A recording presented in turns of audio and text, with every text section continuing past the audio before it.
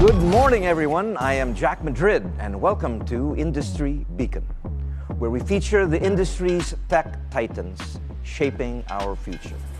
We're not just talking about success stories, we are diving deep into their hearts and minds to see what drives them as we decode the future one digital dialogue at a time. This morning, we will be talking about data centers and their role as the backbone of our country's digital economy and digital infrastructure in the era of artificial intelligence. Here with us today are two gentlemen from Digital Edge Data Center Philippines, Charlie Rufino, local partner, and Victor Barrios, country president of Digital Edge Philippines. Good morning, gentlemen. Good morning. Morning. Happy to be here.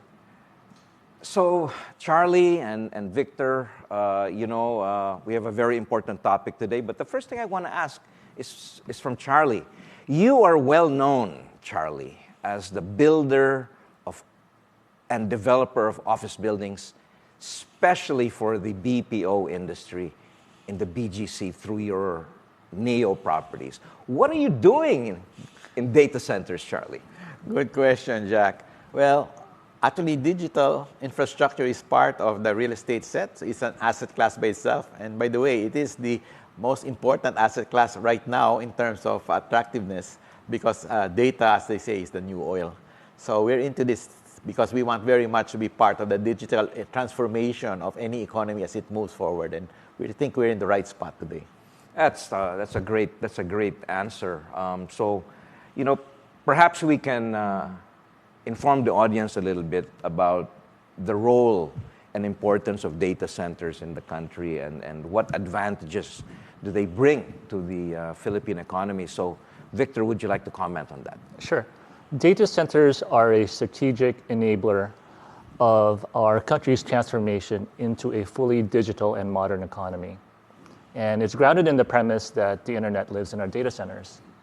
In order for the internet to grow and for us to avail of additional digital services, we just need more higher quality and cost-effective data centers. And if I can point to an example in Southeast Asia, Indonesia, 300 million people. They also happen to have 3,000 startups. They also have 12 unicorn companies. And last year alone, they received $5 billion of technology foreign direct investment. But in order for that to happen, they needed to have a sufficient amount of data centers. They have 100 data centers. So simply put, data centers enable digital transformation. And with that, it sounds like it is a significant job generator for the Philippine economy. Yes, absolutely. Because if you think about the actual customers that reside in our data center, and it's pretty simple. It's any company that requires a server to run a digital service, okay? And so what's the value proposition for being inside our data center? Lower total cost of ownership, increased scalability for your IT infrastructure, increased security, increased availability. You will never go down in our data center because of our mission critical infrastructure. And then lastly, faster and more cost-effective network performance. And so the companies that we target are international and local, and we segregate it into two segments. One is the service provider, and one is the enterprise. And so let me break it down for you. Service providers can be BPOs that offer outsourced services. It can also be a telco company that provides connectivity. It can be a cloud service provider with online cloud. It can be a content provider with streaming, or it can be an enterprise like a bank. You need online payments. It can be disaster recovery, or a hospital with patients' healthcare records. The undeniable fact is you need a secure facility like the ones we have at Digital Edge to make sure that you have a high degree of reliability. We are increasingly reliant on the preservation and storage of data. So your answer really hits home. We need data centers to fuel the economy because businesses need to be managed and run. So, but let's take a step back, Charlie and Victor. Who is Digital Edge? And I know you have centers around Southeast Asia, but Maybe educate us a little bit. Sure. So we were founded in 2020 during the pandemic. And we were fortunate enough to raise $1 billion from a leading private equity fund called Stone Peak. And our mantra is to bridge the digital divide. And what that means is bringing state-of-the-art data centers to high-growth emerging markets like the Philippines. So fast forward to today, we're now in 6 countries, 17 data centers. And in the Philippines, we just opened our state-of-the-art facility last year in Laguna. It's called Nara 1 and 10 megawatts, and it's ready for business. And so today, our mantra is to continue to expand in all of the countries that we operate in, and hopefully expand into newer markets in Southeast Asia. It's good to know that you're in Laguna, and it seems to be a trend that we see data centers being built outside Manila, maybe in more provincial locations. Any specific reason for that? Well, it's for us at Digital Edge, we follow where our customers want to go. And if you think about the landscape of where customers want to be, it revolves around population density. It revolves around the amount of internet connectivity that's available. And you think about Luzon, a majority of the internet users and the population is in Luzon. And so we're prioritizing that. So where within Luzon? You can be in CBD, downtown BGC, or you can be in the suburbs. So it's a matter of having enough distance between your users and where your data center is located. But ultimately, we decide to choose a location based on where our customers want to be and also the availability of power and connectivity. Charlie, NEO has this great reputation with sustainability at the core. Are you valuing this and promoting it also in the data center space? Well, definitely, Jack. We get big user for power and water, so sustainability is very part of the mantra. So we have a lot of certifications that we went for, and we were very lucky that we have achieved some of the first in Asia.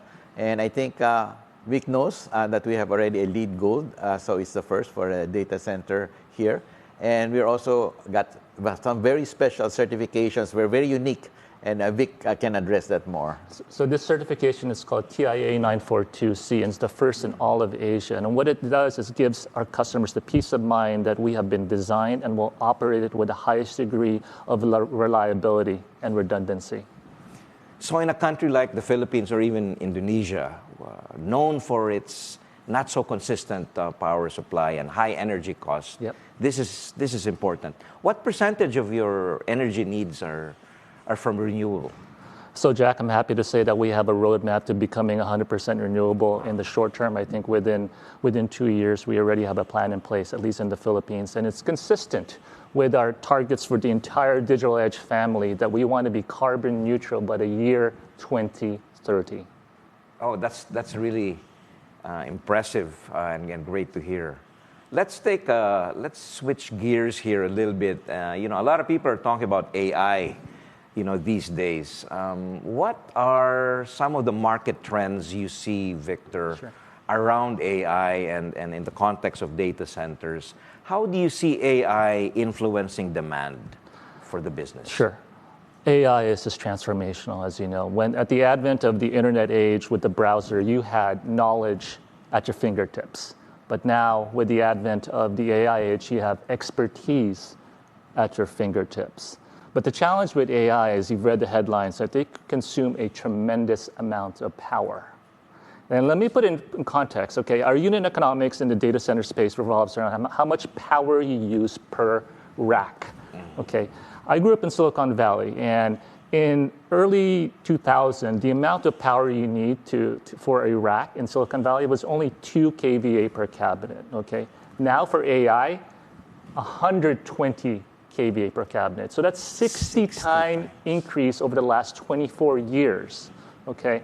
And yes, it's consuming a lot of electricity, but how we tackle that at Digital Edge is through engineering innovation. So we actually have architected a liquid cooling technology that will allow us to use the least amount of water and electricity for any data center in the region. We won some awards on this, and it's called SPLC. It was developed by one of our founders who came from Facebook. I see. Well, that's great to hear. What Who do you believe are the ideal target clients for data centers? And do you think that, the BPO industry and MSMEs, Sure. Have the potential to be key players in the space? Sure. At its core, any company that runs a digital service that requires a server is a prime candidate for a data center. And it goes back to the value propositions that I talked about, right? Now, in terms of the actual customers that we target, right, it's those service providers that are located in our data center and the enterprises. If you're a BPO or an SME, you can deploy in one of three ways. You can either go into a data center and say, okay, I want to access a service provider that's selling cloud or maybe connectivity or a customer resource management application. Or, you know what, I'm just going to go in there and deploy my own architecture and do it myself. Or it could be a hybrid architecture where they can cherry pick based on what's available from our service providers in our ecosystem within our data center. So that's the beauty of it. It will give you a level playing field for no matter how small or large you are as an enterprise, you can scale up and it gives you access to digital services that ultimately live in our data center. And if I recall right, you are carrier agnostic. Yes. So what it means is, it is a term called carrier neutral, and I'm proud to say we are effectively the only true regional carrier neutral data center in this country. And why is it important, Jack? Is all it means is we're truly independent, and we are not affiliated with any telco company in this country, which means that we actually invite all of the telcos to be in our data center so that our customers, like a BPO or a bank, can choose which telco partner to utilize to give them the best pricing and best performance. Great. With rising power costs, how can the Philippines remain competitive within the region? Because I know Indonesia, Vietnam, Thailand are also building up their data center capacity. How do we stack up, and how do we remain competitive given those costs? It is a clear concern for us, and in the short term, I started to allude it to, we need to solve that through engineering innovation, through our liquid cooling technology, where we save 15 to 20% less, right? But in the medium to long term, I think there's help on the horizon with the availability of renewable power that's coming online in the Philippines that will alleviate, hopefully, the pricing pressures and the lack of supply. So I think combined short term, let's solve it through engineering. Long term, let's work with the market and the producers of power to make sure there's adequate, reliable sources of renewable. And we're going to take a quick break. Industry Beacon will be right back. Please stay with us.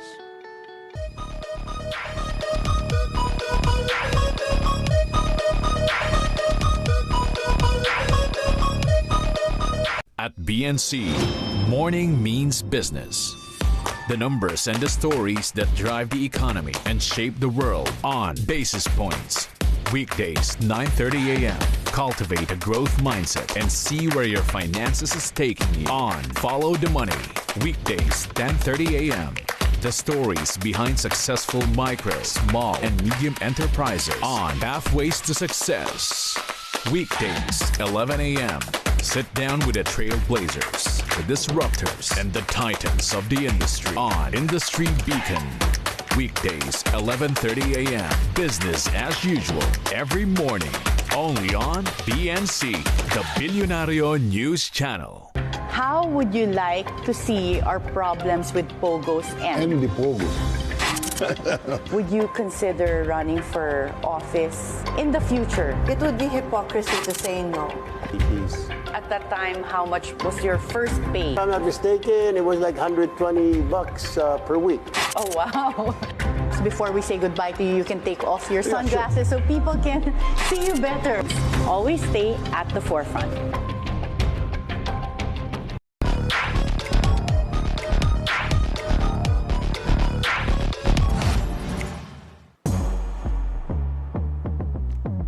Welcome back. You're still watching Industry Beacon here on BNC. Let's continue our discussion with Charlie Rufino and Victor Barrios of Digital Edge Data Centers Philippines. I wanted to ask you about something in your mission statement. As you expand digital services in remote and rural locations, do you believe that data centers do reduce the digital divide by ensuring more equitable access to technology and information? Absolutely, Jack. As you said, that is our mantra, to bridge the digital divide. And how do we do that for this use case of a remote, say, SME located in the far-flung parts of the Philippines? So today, it is now possible because of the high-speed connectivity options that are available in this country, either through subsea cable, through terrestrial land cable, through satellite, through even 5G.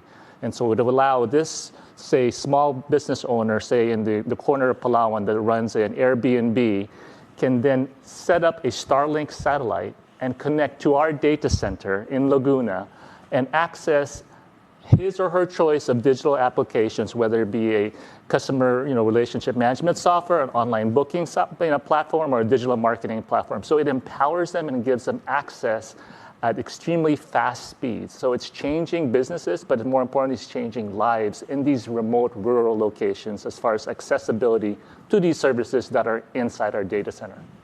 What about educational institutions, Victor, or how will this benefit individuals and families in these remote locations? I get the small businesses, but what about consumers and individuals and families? It goes back to now with AI, you have expertise available at your fingertips, and because of the high-speed connectivity, coupled with the digital applications being processed in our data center, anyone in the rural areas can now access content and even school educational curriculum faster online and with no latency or lag. And that's the beauty of it, right? But it needs to work hand in hand with high-speed connectivity, which is available today, with our data center, which is available today.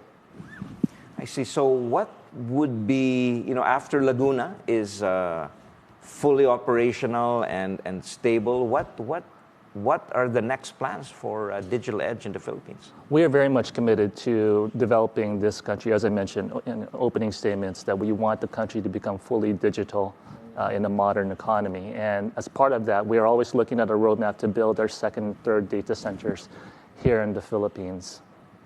And I guess with that would be serving a similar profile of customers, or would these next 2 or 3 be serving different market segments? It's both. I think it will serve the requirement of expansion opportunities for our existing customers, but also target new possible markets or demographics in the Philippine archipelago that we haven't focused on initially by being located, say, in Laguna right now. And I guess I just want to go back to one of my earlier questions, Victor.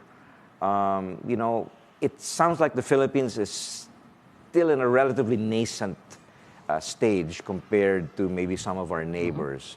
Where do we stack up right now, and how do we do a little bit of catch up? That's a fair statement. I think the way to describe what's going on in the technology world in Asia or Southeast Asia, it is a race. It is a race for having the most mature, resilient, upgraded digital infrastructure to support these applications that will take us to the next stage of their technology revolution with AI.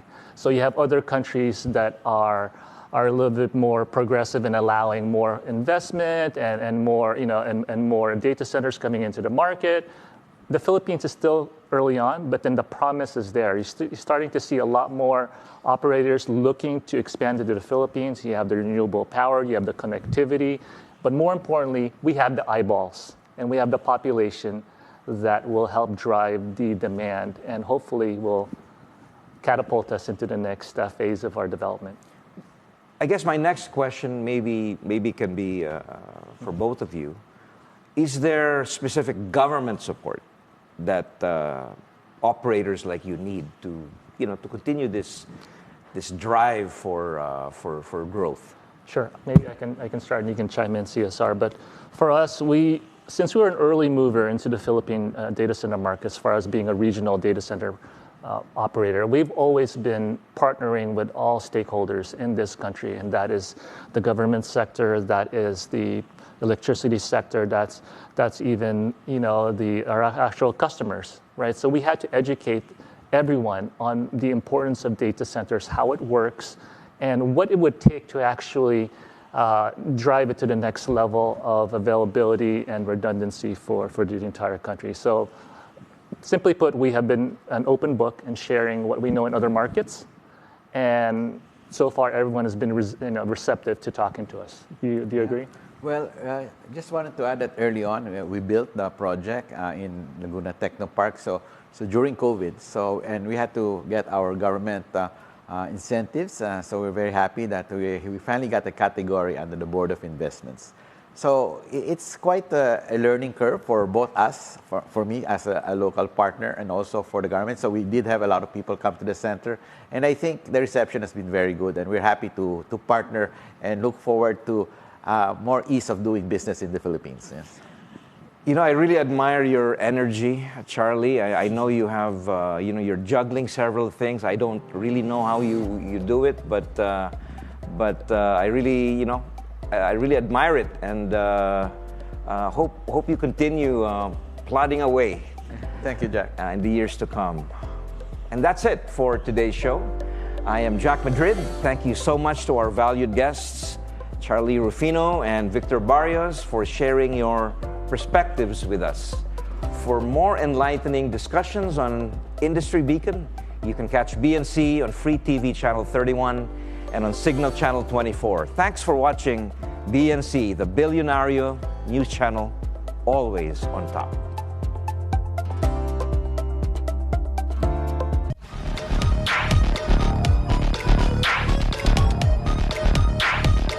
Weekdays on BNC, the Billionario News Channel.